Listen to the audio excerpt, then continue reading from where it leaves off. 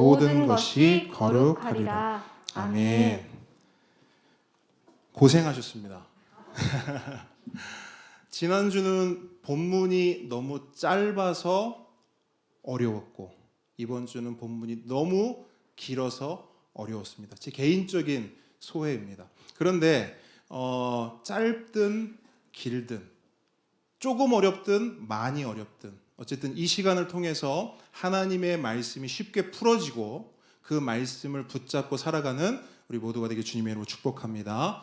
네, 겸손과 순종의 마음으로 오늘 이 말씀 함께 받도록 하겠습니다. 오늘 말씀은 제사장 위임식입니다. 따라합니다. 제사장 위임식. 자, 지난주까지는 우리가 제사장의 옷을 살펴봤어요. 그런데 오늘은 위임식을 살펴보겠습니다. 여러분, 위임식이 뭡니까? 위임식. 어떤 일을 어떤 사람에게 맡기고 위임하는 공식적인 절차요, 공식적인 행사입니다. 그리고 오늘 본문에서 하나님께서는 제사장을 세우는 데 있어서 그 위임식을 반드시 거행하라고 말씀합니다. 그냥 제사장 옷 준비됐잖아요. 그죠? 그리고 제사장 세울 사람도 뽑혔잖아요. 정해졌잖아요. 그죠? 그러면 그 제사장 옷을 그 사람들에게 입혀서 그냥 제사장으로 섬기게 하면 될 것 같은데, 하나님은 그게 아니라 그들이 하나님의 제사장으로서 그 중요한 사명을 온전히 감당할 수 있도록 하나님과 백성 앞에서 공식적으로 제사장 위임식을 거행하라는 것입니다. 그게 오늘 말씀 서두의 내용이에요. 자, 그 위임식의 내용을 살펴볼 텐데요. 가장 먼저 위임식의 준비 과정을 함께 살펴보도록 하겠습니다. 그 준비 과정은 본문 1절로 3절에 나와 있습니다. 한 번 더 읽습니다. 1절로 3절 시작. 내가 그들에게 나를 섬길 제사장 직분을 위임하여 그들을 거룩하게 할 일은 이러하니 곧 어린 수소 하나와 흠없는 순양 둘을 택하고 무교병과 기름 섞인 무교 과자와 기름 바른 무교 전병을 고운 밀가루로 만들고 그것들을 한 광주리에 담고 그것을 광주리에 담은 채 그 송아지와 두 양과 함께 가져오라. 아멘. 자, 1절로 3절은 위임식에 필요한 준비물들을 소개하고 있습니다. 크게 두 가지인데요. 먼저는 짐승입니다. 수소 한 마리와 수양 두 마리, 총 3마리를 준비해야 합니다. 그리고 다음은 빵이에요. 빵도 3종류를 준비해야 하는데, 보니까 무교병, 그리고 기름 섞인 무교 과자, 그리고 기름 바른 무교 전병, 이렇게 말하고 있습니다. 근데 이걸 다른 말로 새 번역으로 번역한 걸 보니까 이렇게 또 번역하고 있어요. 누룩을 넣지 않은 빵. 그죠? 무교병이 누룩을 넣지 않은 거예요. 무교. 누룩이 없다라는 거예요. 그래서 누룩을 넣지 않은 빵. 그리고 누룩 없이 기름만 섞어 만든 과자. 그리고 누룩 없이 기름만 바른 속이 빈 과자. 이렇게 총 3가지입니다. 뭐 복잡하게 설명했어요. 근데 중요한 건 뭐냐? 우리는 이게 뭔지를 모른다는 거예요. 이야기는 많이 들었어요. 무교병, 누룩 없는 빵, 이야기는 많이 들었는데 이게 뭐지? 라고 떠올려 보면 이미지가 없는 거예요. 그래서 제가 여러분 참고하시라고 이미지 하나를 준비해 봤습니다. 한번 화면 보시겠습니다. 자, 이게 무교병, 누룩 없는 빵이에요. 그러니까 뒤에 보시면 어떤 사람인 것 같으세요? 유대인 딱 티가 나죠? 유대인들이 직접 만든, 그러니까 선교사님이 직접 찍은 사진이라 하더라고요. 그래서 유대인들이 지금까지도 만들어서 먹고 있는 무교병, 누룩 없는 빵, 그러니까 요 이미지를 여러분 생각하시면 되겠습니다. 아, 이렇게 생긴 거구나. 그냥 참고만 하시면 되겠어요. 자, 화면 내려주시고요. 자, 이렇게 위임식에 필요한 준비물을 살펴봤는데요. 이렇게 기억하시면 될 것 같아요. 제사장 위임식에 필요한 준비물이 뭐냐? 그러면 이렇게 외우시면 돼요. 짐승 셋, 빵 셋. 한번 따라합니다. 짐승 셋, 빵 셋. 정리되셨습니까? 자, 위임식에 필요한 게 뭐라고요?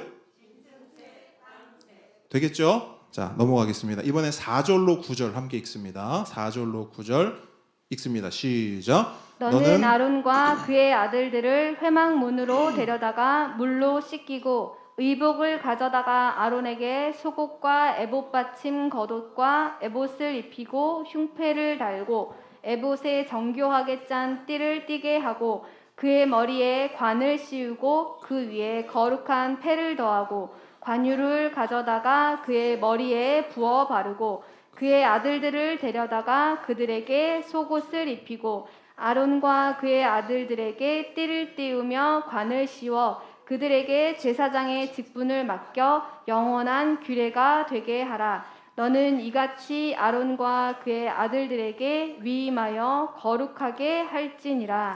자, 4절로 9절은 제사장들을 준비시키는 방법을 설명하고 있습니다. 앞서 말씀드렸듯이 이 위임식은 하나님과 백성 앞에서 거행하는 공식적인 행사이기 때문에 그냥 대충 아무렇게나 할 수 없습니다. 준비가 필요합니다. 어떤 준비냐? 첫 번째, 물로 몸을 씻는 겁니다.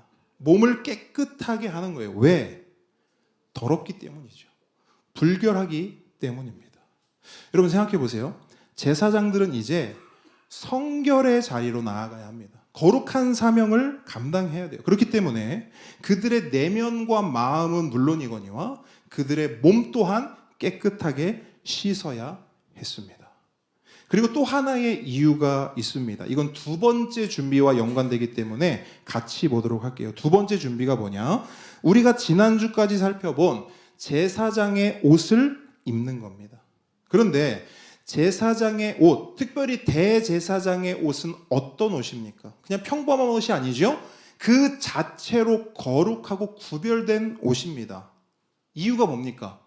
하나님이 디자인하셨고 하나님께서 구별 선택하여 거룩하게 하셨기 때문입니다. 그러므로 그 거룩한 옷은 그냥 입을 수 없습니다. 몸을 깨끗하게 씻은 후에 입어야 하는 것이죠. 자, 마지막으로 세 번째 준비입니다. 자, 몸도 씻고요. 옷도 입었습니다. 그러면 마지막으로 어떤 준비를 해야 하는가? 기름 부음을 받는 겁니다. 뭘 받아야 된다고요? 기름 부음. 기름 부음이란 하나님의 영이 함께 하심을 의미합니다. 그러니까 하나님께서 이제 너와 함께 하신다라는 게 이 기름 부음이라는 거의 상징이에요. 그렇게 하나님의 영이 함께 하심으로 하나님이 맡기고 위임하신 거룩하고 특별한 사명을 감당해야 한다는 부르심. 바로 그 특별한 부르심이 하나님의 함께 하심이 이 기름 부음의 의미입니다. 그래서 구약 성경을 보게 되면 이 기름 부음을 받는 특별한 세 가지 직분이 나옵니다. 뭡니까? 선지자, 또 왕, 그리고 오늘 본문에 나오는 제사장인 것이죠. 이렇게 세 가지 직분만 기름 부음을 받습니다. 자, 정리합니다. 위임식을 앞둔 제사장은 어떻게 준비되어야 하는가? 첫 번째, 물로 몸을 씻어야 합니다. 두 번째, 거룩한 옷을 입어야 합니다. 마지막 세 번째, 기름 부음을 받아야 합니다. 이렇게 모든 준비가 되면 제사장들은 비로소 하나님 앞에 서서 하나님의 특별한 부르심에 따라 하나님의 거룩한 사명을 감당하며 하나님의 제사장으로 살아갈 수 있는 것입니다. 그런데 여러분, 이것은요, 이 준비는 구약의 제사장들에게만 해당되는 것이 아닙니다. 신약의 제사장인 우리에게도 이 세 가지 준비는 동일하게 적용되어야 합니다.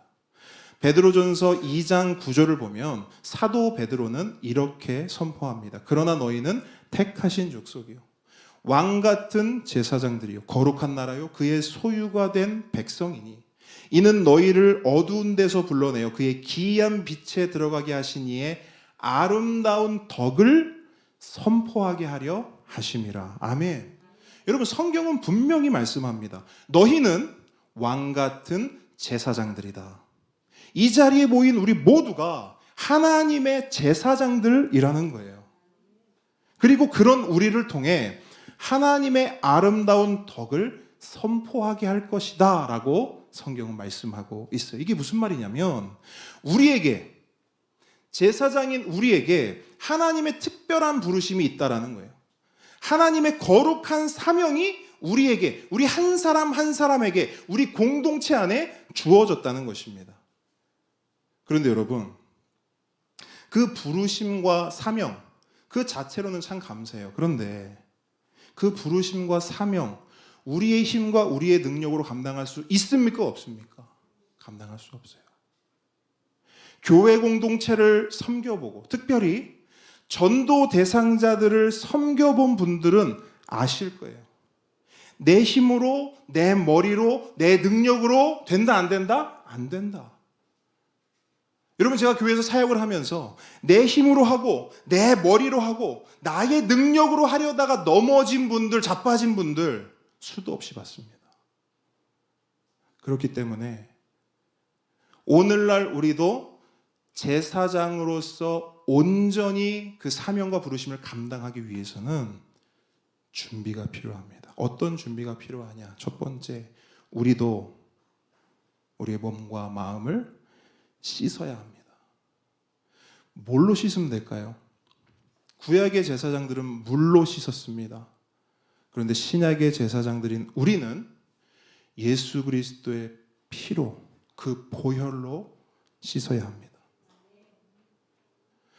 아들 민우가 며칠 전에 물었어요. 뜬금없이. 아빠, 보혈이 뭐야?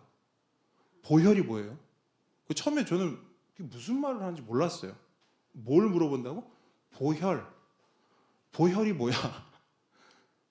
여러분, 보혈이 뭡니까? 예수님의 피. 예수님의 피죠. 한자를 보니까 보배로운 피 이렇게 돼 있어요. 보배로운 피.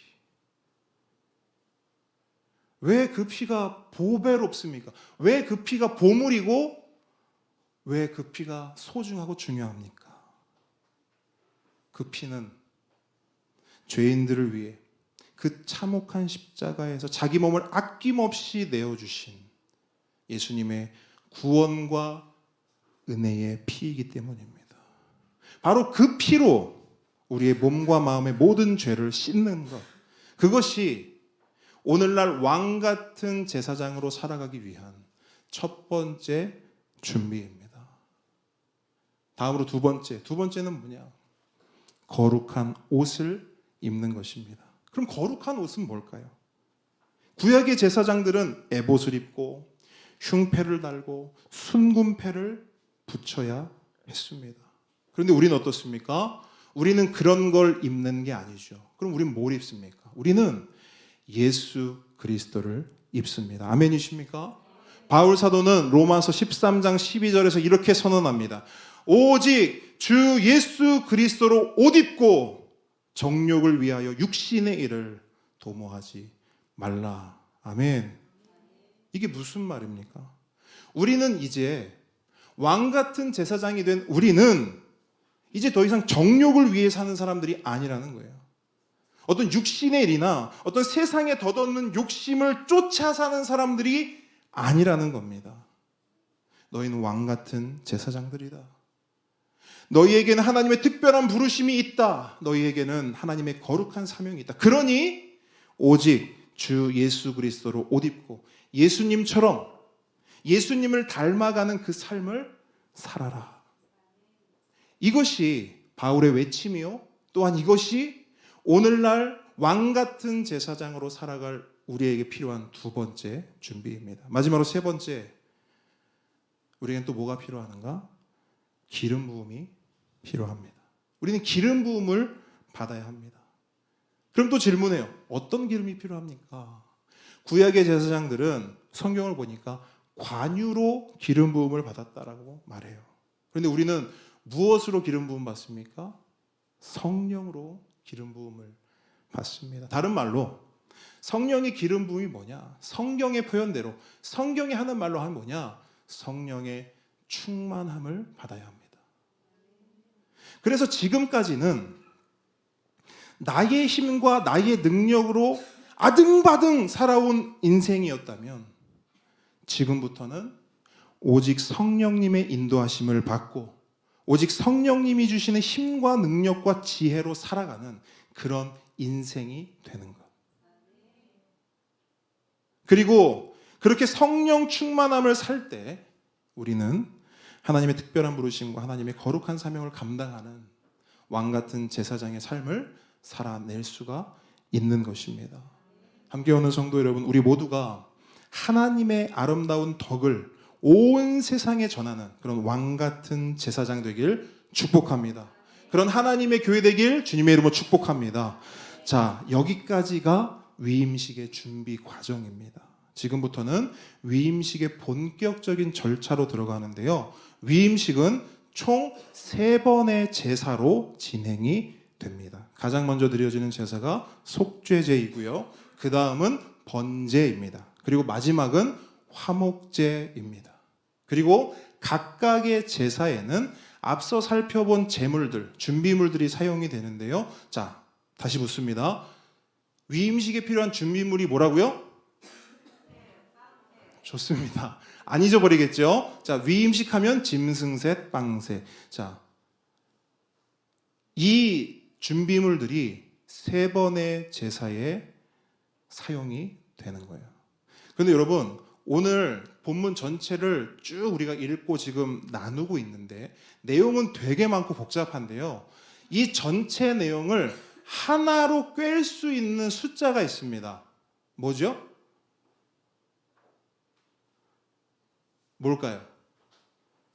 그쵸? 3입니다. 숫자 3. 자, 준비물 뭐라고요? 자, 위임식을 준비하는 제사장들에게 필요한 것 몇 가지라고요? 3가지. 그리고 위임식을 진행하는 제사는 몇 가지라고요? 자, 뭘로 꿰어진다? 3으로. 그러니까 제사장 위임식 하면 숫자 3을 딱 떠올리시면 여러분 내용들이 탁탁탁탁탁 나올 수 있을 거예요. 자, 숫자 3을 기억하시면서 이제 제사를 본격적으로 살펴보도록 하겠습니다. 자, 가장 먼저는 속죄제라고 말씀드렸어요. 자, 10절로 14절 말씀의 내용인데요. 함께 읽도록 하겠습니다. 시작. 너는 수송아지를 회막 앞으로 끌어오고 아론과 그의 아들들은 그 송아지 머리에 안수할지며 너는 회막문 여호와 앞에서 그 송아지를 잡고 그 피를 내 손가락으로 제단 뿔들에 바르고 그 피 전부를 제단 밑에 쏟을지며 내장에 덮인 모든 기름과 간 위에 있는 꺼풀과 두 콩팥과 그 위에 기름을 가져다가 제단 위에 불사르고 그 수소의 고기와 가죽과 똥을 짐 밖에서 불사르라. 이는 속죄제니라. 아멘. 자, 여러분, 속죄제는 말 그대로 죄를 속하기 위해 드리는 제사입니다. 그러니까 죄를 용서받기 위해 드리는 제사인 거죠. 제사장 위임을 받는 아론과 그의 아들들도 어쩔 수 없는 죄인들이었습니다. 그래서 하나님께서는 위임식 절차 중 가장 첫 번째 자리에 이 속죄제를 둔 것입니다. 이 속죄제의 순서는 이렇게 됩니다. 먼저 숫송아지를 회막문 앞 번제단으로 끌고 옵니다. 그리고 아론과 그 아들들이 손을 뻗어서 소의 머리에 안수합니다. 자, 이 안수 우리가 한번 배웠습니다. 그죠? 이 안수의 의미가 뭐죠? 죄를 전가하는 것이죠. 그죠? 죄를 전가하는 거예요. 자신의 죄를 이 제물에게 넘겨줌으로써 제물과 자신을 동일시하는 것입니다. 그러니까 내가 제물이 되고 나의 죄가 제물에게 고스란히 다 전가되는 행위, 그게 바로 이 안수입니다. 그런데 여러분, 이 속죄제의 가장 첫 번째 순서가 이 안수라는 건 상당한 의미가 있습니다. 그게 뭐냐면 보세요. 제사자가 제사를 드리는 사람이 제물의 머리에 안수를 하는 행위, 이렇게 딱 안수를 했어요.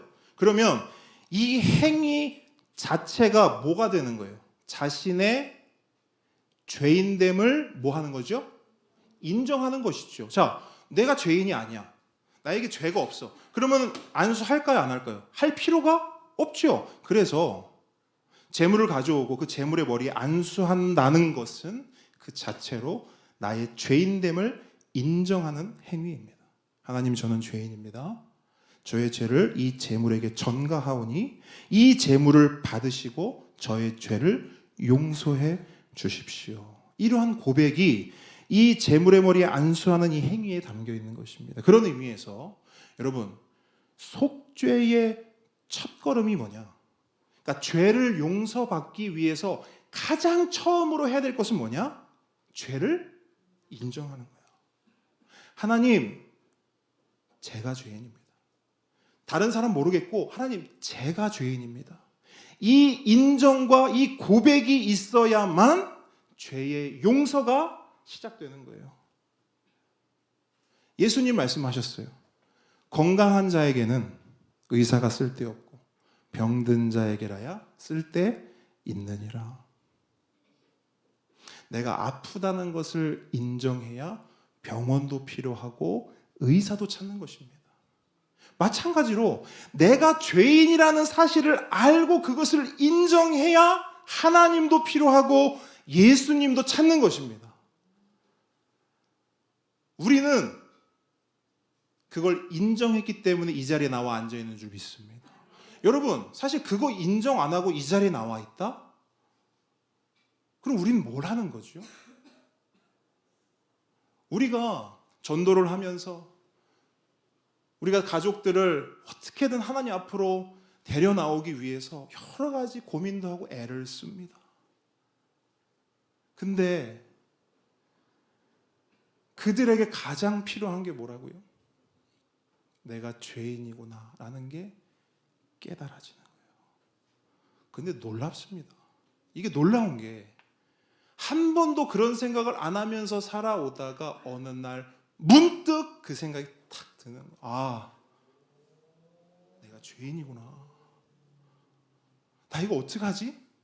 나 이 죄를 어떡하지? 내가 감당할 수가 없는데 나 이거 어떡하지?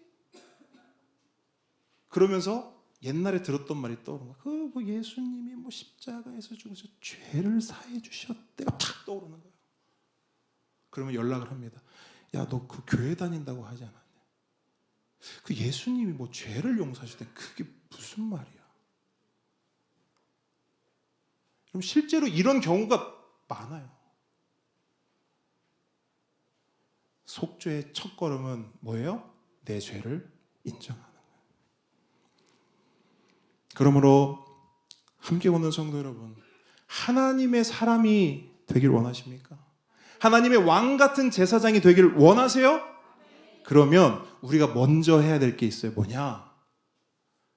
제사장이 되기 전에, 하나님의 사람이 되기 전에, 하나님의 자녀가 되기 전에 우리가 되어야 할 건 죄인이에요.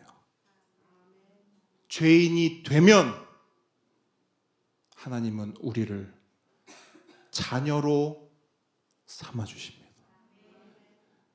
내가 죄인입니다 라고 우리가 고백하면 하나님은 아니야, 이제는 아니야, 이제는 나의 제사장이야 말씀하세요. 우리 하나님께서는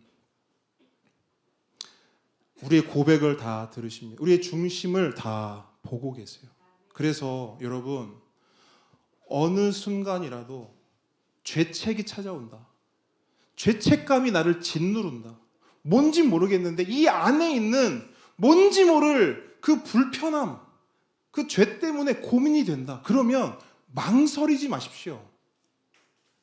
여러분, 내가 죄인이라는 게 느껴지고 내게 죄가 있다는 것이 깨달아지는 것은요, 여러분 이렇게 생각하셔야 돼요. 그거는 하나님께서 우리를 정죄하기 위해서 그런 마음 주시는 게 아니에요. 내 안에 죄가 있다는 걸 깨닫게 해주시는 건 하나님의 부르심인 줄 믿으시기 바랍니다. 하나님이 부르시는 거예요. 야, 그 죄 가지 말고, 죄 가지고 도망가지 말고 그 죄 가지고 나에게 와라. 나에게 와라. 나에게 와서 그 죄를 고백하라. 고백해. 만일 우리가 우리 죄를 자백하면, 인정하고 고백하면 그는 미쁘시고 의로우사 우리 죄를 사하시며 우리를 모든 불의에서 깨끗하게 하실 것이요. 성경의 약속입니다. 이 약속을 붙잡으시기 바랍니다. 아멘. 아멘. 이 약속을 붙잡고 우리가 제사장의 삶을 감당하고 더불어 모든 죄와 죄책에서 자유함을 얻는 우리 모두가 되길 주님의 이름으로 축복합니다. 자, 안수를 했어요. 그렇게 안수를 한 후에 뭘 하냐? 그 소를 이제 잡는 거예요. 그리고 그 피를 내 손가락에 묻혀 제단의 네 뿔에 바르고 나머지 피는 제단 밑에 쏟아버립니다. 그리고 마지막으로 소의 내장과 모든 기름은 제단 위에 불사르고 남은 고기와 가죽과 똥은 진 밖에 옮겨서 태워버리는 것입니다. 이것이 위임식의 첫 번째 제사인 속죄제입니다.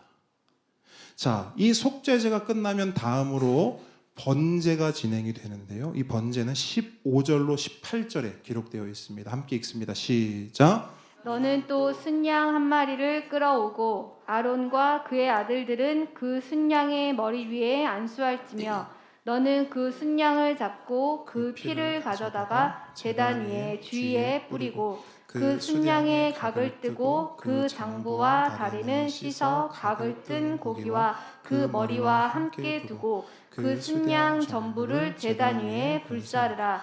이는 여호와께 드리는 번제요 이는 향기로운 냄새니 여호와께 드리는 화제니라. 아멘. 자, 번제는 우리가 잘 알듯이 불로 태워드리는 제사입니다. 그래서 오늘 본문을 보면 화제라고도 말합니다. 그러니까 불로 태워드리는 제사이기 때문에 화제다라고 말하는 거예요. 그리고 이 번제의 핵심이 뭐냐면 여러분 성경책에 한번 체크를 한번 하셔도 좋을 것 같아요. 이 번제의 핵심이 뭐냐? 바로 향기로운 냄새입니다.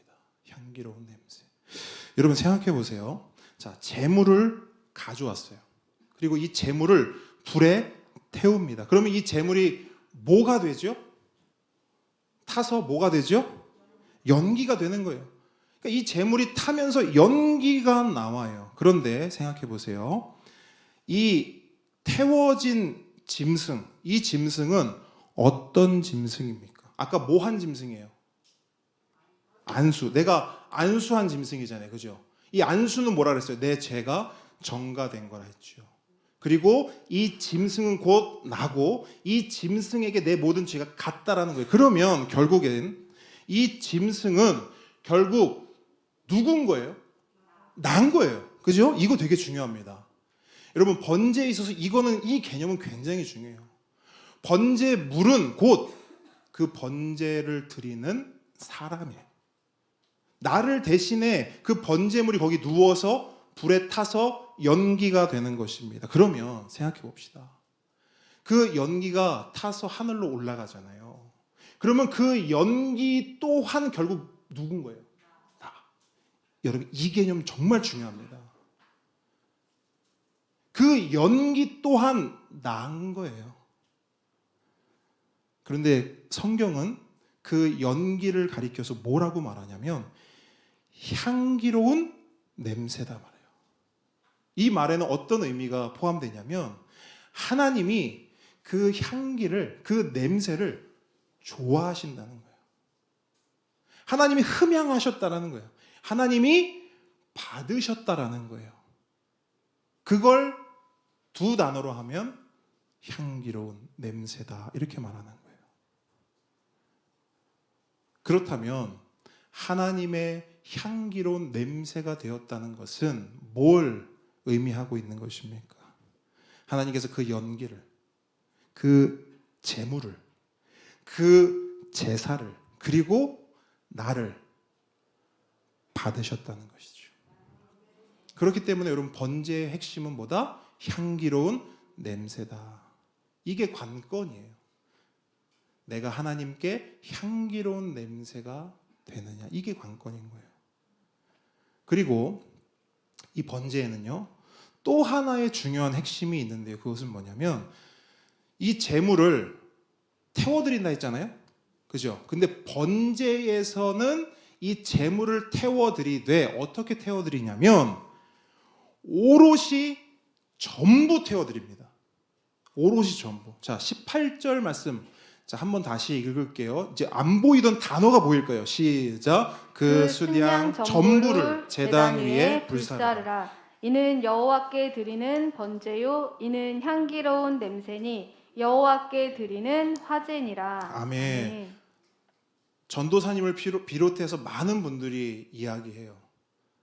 그냥 성경을 읽을 때는 그 단어가 있는지 없는지도 몰랐대요. 근데 목사님 설교를 듣고 그 말씀을 딱 읽으면 없던 단어가 툭 튀어나온대요. 여러분, 우리가 이 18절 본문 읽을 때도 사실은 포인트를 여기에 잘 맞추지 않아요. 그냥 읽는 거예요. 그 순양 전부를 제단 위에 불사르라, 여기에 포인트가 간단 말이에요. 그런데 18절에 우리가 집중해야 될 단어는 전부입니다. 수량을 들이되 전부를 제단 위에 불사르라 이렇게 말하고 있어요. 이게 어떤 의미일까? 제단 위의 제물은 곧 나이기 때문에 그 제물의 전부를 드린다? 그러면 그건 뭐예요? 나의 전부를 누구에게? 하나님에게 드린다라는 의미예요. 번제의 중요한 핵심입니다. 그러면 그거를 한 단어로 표현하면 뭐가 될까요? 이 번제를 드린다. 이 번제를 드리는 이 행위는 뭘 표현하는 거예요? 한 단어로 헌신인 거예요. 헌신. 번제를 드립니다. 이거는 하나님, 제가 하나님께 전적으로 헌신하겠습니다. 전적인 헌신. 그것이 이 번제가 가지는 또 하나의 핵심 내용입니다. 그런데 바울 사도는 신약에 와서 이 의미를 우리에게 이렇게 또 말씀하고 있어요. 이 번제의 핵심을 가지고 사도 바울의 이 말씀을 읽으면 이 내용이 바울이 뭘 말하고자 했는지가 한 번에 와닿아요. 한번 찾아보겠습니다. 로마서 12장으로 갑니다. 바울의 이 말이 어떤 의미를 가지는 것인가? 번제를 생각해 보니까 이 말씀이 이런 의미를 가지는 거구나. 로마서 12장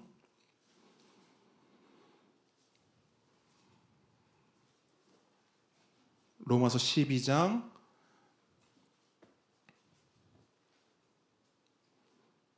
1절 말씀 우리 한 목소리로 읽습니다. 시작. 그러므로 형제들아 내가 하나님의 모든 자비하심으로 너희를 권하노니 너희의 몸을 하나님이 기뻐하시는 거룩한 산 제물로 드리라. 이는 너희가 드릴 영적 예배니라. 아멘. 여러분,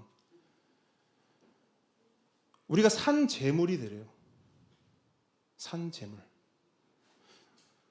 우리가 산 제물이 되어서 우리의 삶을 하나님께 일부, 조금, 80%, 90% 아니라 전부를 하나님께 드리라는 거예요. 그럼 그게 뭐라고요? 영적 예배다. 우리가 이렇게 모여서 드리는 예배, 이것도 예배죠. 그런데 바울 사도는 이 예배에 만족하지 말래요. 우리가 진짜 드려야 할 영적 예배는 이렇게 모여서 앉아서 찬양하고 말씀 듣고 기도하고 중요하지만 내 삶 전부를 하나님께 드리는 것, 오롯이 올려드리는 것, 이게 진짜 영적 예배다 말씀하고 있는 거예요. 근데 여러분, 이 말씀 보면 첫 단어가 뭐로 시작하죠? 첫 단어 그러므로 이렇게 시작해요. 이게 진짜 중요한 포인트인데, 그러므로라는 말로 시작한 이유는 로마서 1장부터 11장까지의 내용을 이제 바울이 앞에서 설명한 거잖아요. 그런 후에 그러므로 이제는 이렇게 살아야 한다라는 걸 바울이 말하는 거예요. 그러면 로마서 1장부터 11장의 내용이 중요하겠죠. 자, 1장부터의 11장 내용이 뭔가? 한마디로 복음이에요. 1장부터의 11장 내용은 복음을 이야기하고 있어요. 너희가 어떤 존재였는지, 그런데 너희가 어떻게 구원을 받았는지의 내용이 1장부터 11장까지의 내용이에요. 모든 사람이 죄를 범하였음에 하나님의 영광이 이르지 못하더니, 우리가 어떤 존재였다라는 거예요? 죄인이었다라는 거예요. 그런데 그리스도 예수 안에 있는 성령으로 말미암아 하나님의 은혜로 값없이 의롭다 하심을 얻은 자 되었느니라. 이게 1장부터 11장까지 내용을 응축해 놓은 핵심이에요. 그리고 이게 복음이죠. 그러니까 복음은 죽을 수밖에 없는 죄인이 하나님의 은혜로 값없이 공짜로 은혜로 새 생명을 얻었다라는 거예요. 그 소식, 그 메시지가 복음이에요. 그걸 1장부터 11장까지 말하는 것이죠. 그런 후에 여러분 죄인이었습니다. 그런데 여러분 하나님의 은혜로 값없이 구원받았습니다. 그러므로 이제는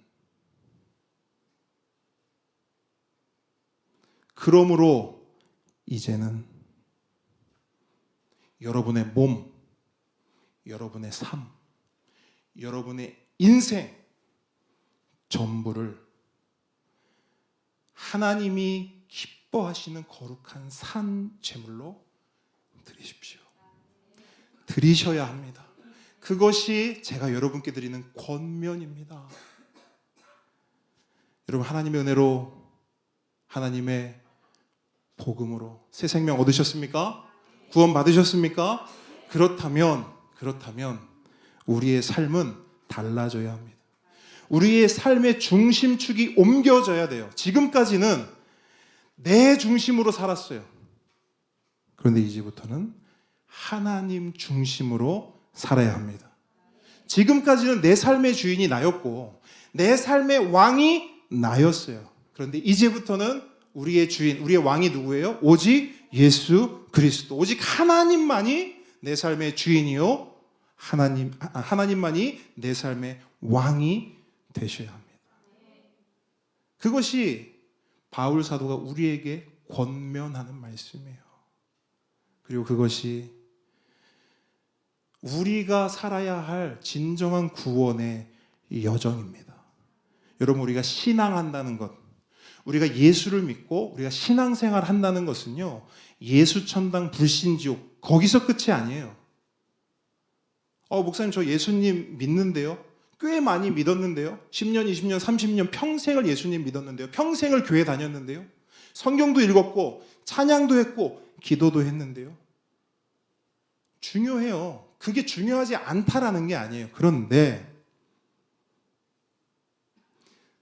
그거 했다고 해서 전부 한 것은 아니라는 거예요.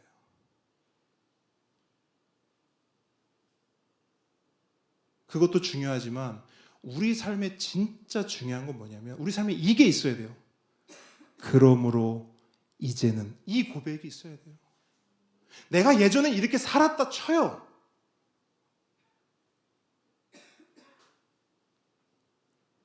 그런데 하나님의 은혜로 구원받았어요.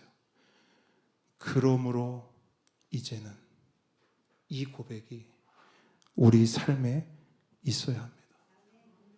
여러분의 삶에 그러므로가 있기를 축복합니다. 아멘. 자, 이제 마지막 제사예요. 마지막 제사.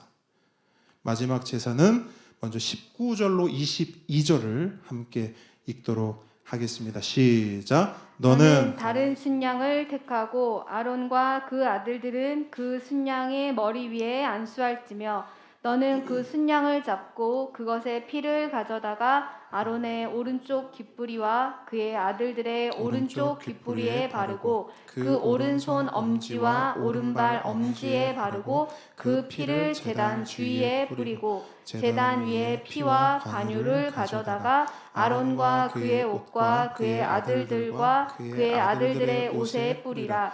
그와 그의 옷과 그의 아들들과 그의 아들들의 옷이 거룩하리라. 또 너는 그 순양의 기름과 기름진 꼬리와 그것의 내장에 덮인 기름과 간 위의 꺼풀과 두 콩팥과 그것들 위에 기름과 오른쪽 넓적다리를 가지라. 이는 위임식의 순양이라. 아멘.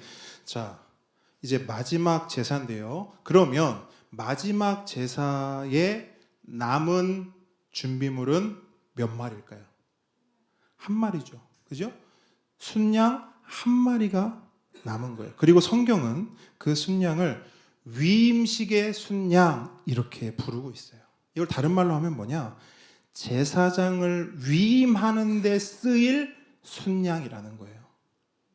숫소와 한 마리의 순양은 아까 말씀드렸듯이 속죄제와 번제를 드리는 데 사용됐잖아요. 그런데 이 순양 한 마리는 위임식을 위해 오롯이 사용되는 양이라는 겁니다. 그러면 이게 무슨 의미를 가지는가? 이 마지막 제사가 이제 제사장 위임식의 클라이막스가 된다는 거예요. 그리고 이 클라이막스의 핵심이 뭐냐? 거룩입니다. 그러니까 이 거룩을 위해 순양의 피가 사용되고요. 그 다음에 관유가 사용이 됩니다. 어디에 사용되느냐면 20절 보시면 먼저 피가 사용되는데 제사장들의 오른쪽 귓불이 어디입니까? 여기죠. 오른쪽 귓불이와 오른쪽 엄지와 오른발 엄지에 발라집니다. 자, 귓불이와 엄지와 오른발가락 엄지. 이게 뭘 의미할까? 이 세 부위는 사람의 신체 제일 끝부분을 상징합니다.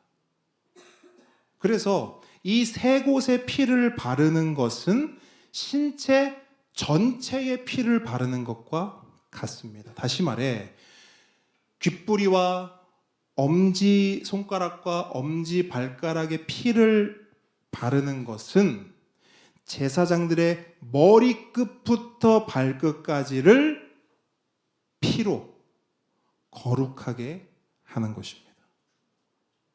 이렇게 이해하시면 될 것 같아요. 자, 그 다음은 또 어디에 사용되냐면 21절 보시게 되면 이제는 피하고 또 뭘 사용하죠? 관유를 사용합니다. 이 피와 관유를 가져와서 제사장들의 옷에도 뿌립니다. 제사장들의 옷에 이상하다. 아까 목사님이 분명히 제사장들의 옷은 하나님이 디자인하셨고 또 하나님께서 선택하시고 구별하여 거룩하게 하셨다 했는데 제사장들의 옷에는 이걸 왜 뿌리지? 여러분, 하나님 디자인하신 거 맞습니다. 그리고 하나님께서 그 대제사장의 옷과 제사장의 옷을 거룩하게 하신 거 맞아요. 그런데 그 옷을 누가 만들었습니까? 누구의 손이 탔죠? 사람의 손이 탔죠. 그럼 뭐가 필요할까요? 그 옷도 거룩하게 하는 과정이 필요한 거예요. 그래서 그 옷에도 피와 관유를 뿌려 거룩하게 하는 것입니다. 자, 위임식의 클라이막스에 도달했어요. 그런데 이 클라이막스의 핵심이 뭡니까? 계속 우리가 얘기했어요. 두 가지 얘기했어요. 귓불이, 엄지발가락, 옷에도 뿌렸어요. 그렇게 해서 이렇게 되기를 원하는 거예요. 위임식의 이게 핵심입니다. 뭡니까? 거룩이죠. 거룩. 그러니까 위임식, 제사장 위임식의 핵심은 결국 거룩인 거예요. 그리고 더불어 오늘날 우리 삶의 핵심 또한 뭐가 되어야 합니까? 거룩이 되어야 합니다. 그래서 내가 거룩하니 너희도 거룩하라. 구약에 이 말씀이 있잖아요. 그죠? 이스라엘 백성에게 하나님께서 명령하신 거 아닙니까? 내가 거룩하니 너희도 거룩하라. 근데 신약에 와서는 이 표현이 어떻게 선포되고 있냐면 하나님의 뜻은 이것이니 너희의 거룩함이라. 아멘? 이것이 신약 성경에서의 변함없는 고백이에요. 그러니까 하나님의 뜻은, 하나님의 바램은 구약 때도 신약 때도 영원까지 우리의 뭐예요? 거룩인 거예요. 아멘이십니까? 자, 23절로 28절 함께 읽도록 하겠습니다. 시작. 또 여호와 앞에 있는 무교병 광주리에서 떡 한 개와 기름 바른 과자 한 개와 전병 한 개를 가져다가 그 전부를 아론의 손과 그의 아들들의 손에 주고 그것을 흔들어 여호와 앞에 요제를 삼을지며 너는 그것을 그들의 손에서 가져다가 제단 위에서 번제물을 더하여 불사르라. 이는 여호와 앞에 향기로운 냄새니 곧 여호와께 드리는 화제니라.